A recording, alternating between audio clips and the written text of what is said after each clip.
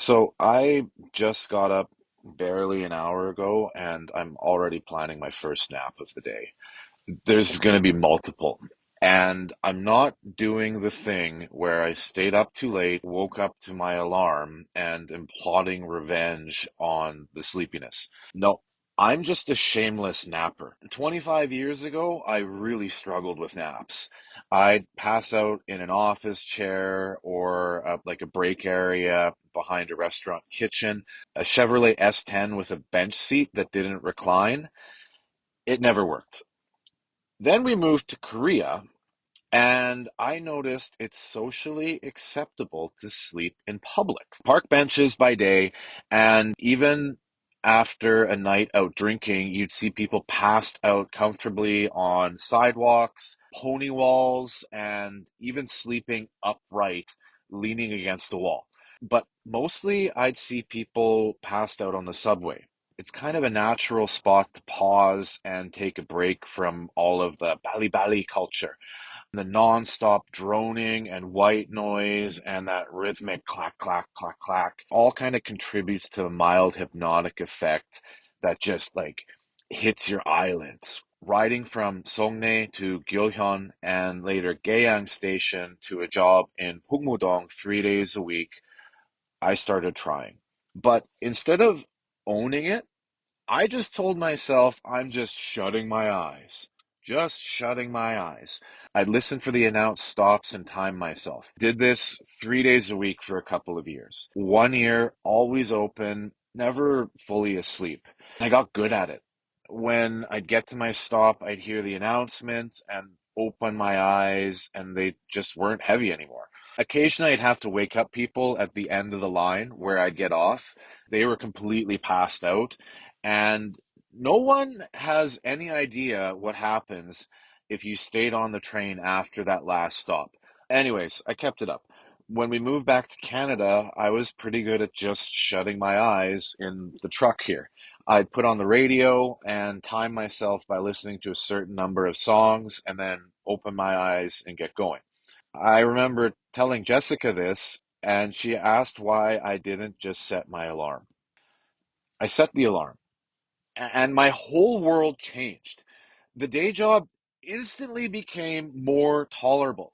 I started earning more and picking up more responsibilities. Eventually, I figured out the minimum 11 minutes.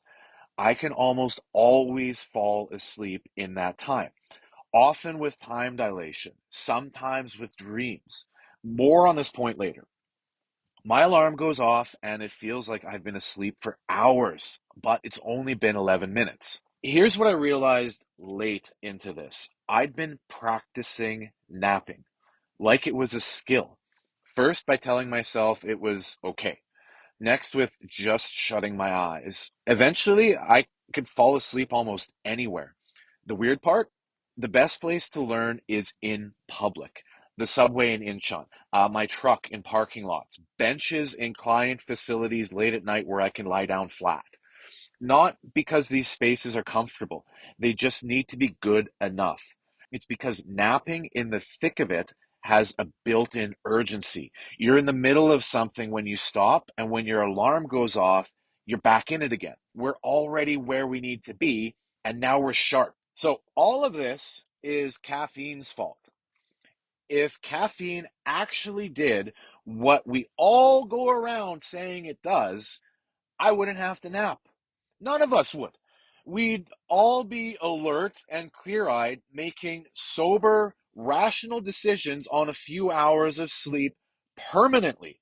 We'd drink our coffee or energy drink and sit down and go on a deep work marathon of focused work until lunchtime.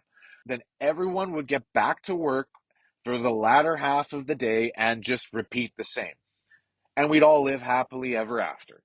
We can be forgiven for thinking it should work that way. The data are real.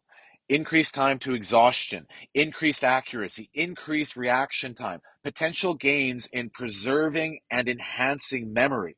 Caffeine does something, just not what we think it does.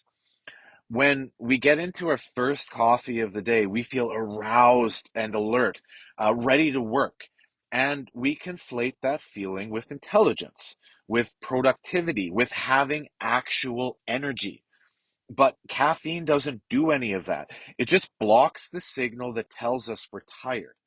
Our brains produce adenosine throughout the day. It's the molecule that basically makes us feel sleepy, which then causes us to slow down. And then when we're asleep, it breaks down. Caffeine's molecular structure is similar enough that it binds to the same receptors, but without activating them. It's not waking us up, it's just preventing us from feeling how tired we actually are. Here's the part that got me. Caffeine doesn't just block our fatigue signals, it inflates our confidence. Researchers found that subjects consistently believe they've performed better than they actually have. They feel fluent, sharp on top of things. Meanwhile, the actual performance is unchanged, sometimes worse. It's called the hard, easy effect. The stimulant makes us feel like we're crushing it, which we mistake for actually crushing it.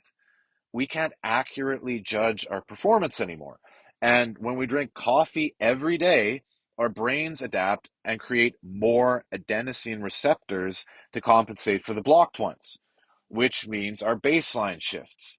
Our morning coffee isn't boosting us above normal, it's just reversing the withdrawal symptoms from yesterday's dose. We're just getting back to zero, except we feel 110%. So, yes, there are benefits to caffeine. The data show that. But the trade off, we're running on a system that lies to us about how tired we are and makes us overconfident about how well we're actually performing. What I am actually looking for, real alertness, actual recovery, accurate judgment about whether I could train in the morning after working all night, that didn't come from caffeine. It came from a nap. Jiu-jitsu hobbyists should cross-train napping. Morning classes would be rough for me without a nap. I'm day jobbing 90 minutes after class ends, and I fit either an 11-minute or 22-minute nap in when I get to my first stop before I begin work for the day. I always thought this was going to get me on the right foot for the day ahead. But one of the standout pieces of information when I was learning about rest last week was how napping can be a critical component of skill consolidation, especially for habitual nappers like me. Research shows we consolidate motor learning better than occasional nappers. Some studies actually found naps make performance worse in non nappers. So I read all of this and I assume my routine was working. No, there are two assumptions I just got wrong. One, I nap after training. Napping after learning produces additive benefits for well-rested individuals, but the timing matters. Research found that if you sleep on the same day of training, the long-term memory transfer produces a better result. Two, I sometimes dream in those 11 minutes, sometimes experience time dilation. I thought this meant deep consolidation was happening. Here's where I was wrong. Dreaming typically requires 70 to 90 minutes to reach REM sleep. If I'm dreaming in 11 minutes, that's REM pressure, my body dropping into REM sleep immediately because I'm so starved for it. So I assumed my 11-minute truck naps were helping me consolidate techniques for morning class. Wrong. Well, half wrong. Research from Flinders University found that a 10-minute nap provides an immediate spike in vigor and cognitive function that lasts up to 155 minutes. That's what I'm getting, alertness, the ability to show up ready for my first appointment. But motor skill consolidation, the kind that hardwires a crowbar sweep into my nervous system, requires 60 to 90 minutes. That's when we hit, it's called slow wave sleep and REM cycles. That's when procedural memory gets saved. My 11-minute naps, they're staying in light NREM sleep, which is great for clearing mental fatigue, but not enough for technique consolidation. And the dreaming, I thought was proof of deep learning, that's likely a sign of REM pressure. But I actually do get 6.5 to 7 hours of sleep most nights. I'm going to keep a close eye on this going forward. So here's what I'm changing. I'm keeping the 11 and 22-minute naps as they are. They work for alertness, and I need those for the day job. But I'm going to add a 90-minute nap in twice a week for February. We do morning BJJ on Wednesday and Friday. Both are days where overnight work begins, and then working through Thursday and Saturday. Previously, I'd been doing the short nap after class and doing a marathon late morning, early afternoon work session, and then getting into bed in the late afternoon, sleeping for 4 hours, then getting up and getting started. I'm going to modify this. A 90-minute nap before I start work, then another in the late afternoon to set up the coming after hours work. Psychologist Sarah Mednick found that one 90-minute nap, one that hits both SWS and REM sleep, can produce the same cognitive benefits as a full night's sleep. For the hobbyist juggling training and work, that's the dose worth finding time for. So it's a cultural sickness that we don't nap. We all need breaks, and we've been getting them wrong for years. But the culture here makes people think that means coffee or a cigarette or a vape or 15 minutes of doom scrolling. I tell people I take a nap with the same casualness that someone says they need to eat, because that's all it is, a break that actually works. If you're in Victoria, British Columbia, Lolacana Martial Arts has more than 20 classes a week for both adults and kids in Brazilian Jiu-Jitsu, No-Gi Jiu-Jitsu, and kickboxing.